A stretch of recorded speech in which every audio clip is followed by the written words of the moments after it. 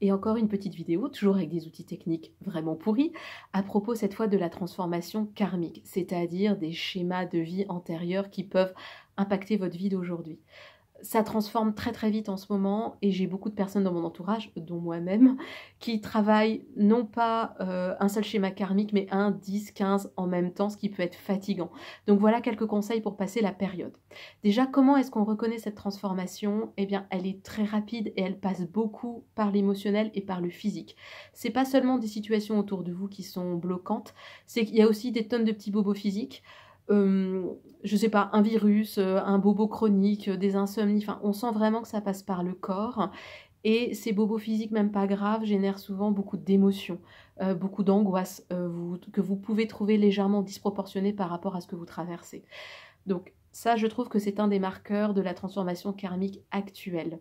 Il y en a un autre, c'est les effets de yo-yo rapide. La transformation karmique démarre souvent par une montée d'énergie. Donc vous avez un appel à haute vibration, vous vous sentez bien, vous vous sentez rempli d'énergie. C'est magnifique et hop, ça dure 24 heures et le lendemain, vous êtes au fond du trou. Et 3 jours plus tard, ça va mieux et ça recommence. En fait, comme on est appelé à être dans des niveaux de conscience plus élevés et des énergies plus hautes, on accède d'abord à ces paliers et pour pouvoir y rester confortablement, eh ben, il faut nettoyer tout ce qui peut coincer. Donc on part dans tous les schémas karmiques et on les transforme, ce qui peut vraiment être douloureux. Voilà pour moi le second marqueur de cette transformation. Alors, le plus difficile à gérer pour moi dans cette transformation, c'est la rapidité, c'est l'épuisement physique, c'est les émotions que ça peut générer aussi et c'est la profondeur du travail. La blessure karmique pour moi est une blessure de l'âme, c'est pas seulement une mémoire cellulaire, c'est vraiment l'âme dans certaines couches qui a été impactée par le vécu. C'est pour ça que ça résonne très en profondeur et que ça passe par le corps. Quelque chose qui me semble important de vous dire est ça, c'est qu'on peut transformer un schéma karmique sans le revivre, heureusement, sinon on s'en sortirait pas. Mais pour moi, on ne peut pas transformer un schéma karmique sans revivre au moins une partie des émotions. Donc ce que vous revivez surtout, ce sont les émotions, pas les événements exacts, heureusement. Il va juste y avoir une petite conjonction d'événements qui vont vous rappeler ce schéma-là et pouf, vous allez revivre toute la charge émotionnelle, qui du coup, des fois, va être disproportionnée. Bon. Donc ce que vous allez faire pour passer ça, c'est que déjà vous allez respirer. Moi je vous recommande la respiration complète du yoga qui aide vraiment à transformer les mémoires et qui aide le corps et qui nourrit la vitalité. Je ne vais pas vous la montrer moi parce que je vais la montrer beaucoup moins bien qu'un professeur de yoga ou n'importe quel professionnel du yoga. Donc demandez à votre professeur de yoga préféré ou allez sur YouTube chercher des tutos, à mon avis vous allez en trouver. Respiration complète par 3-4 respirations minimum, autant de fois dans la journée que vous pouvez. Le second outil pour moi est les mantras. Les mantras, ça accompagne aussi très bien la transformation et ça vous apaise, ça va aider à gérer les émotions. Je vous conseille les mantras de Cielun, c'est un groupe que j'adore, qui je crois malheureusement n'est pas encore sur internet, elles attendent d'avoir une vidéo propre ou un enregistrement propre. Ce sont des mantras qui sont très doux, très vibrants, mais très puissants. Cielun, S-I-E-L-U-N. Dès qu'elles sont sur internet, foncez les écouter. En attendant, je vous conseille Deva Premal, D-E-V-A-P-R-E-M-A-L.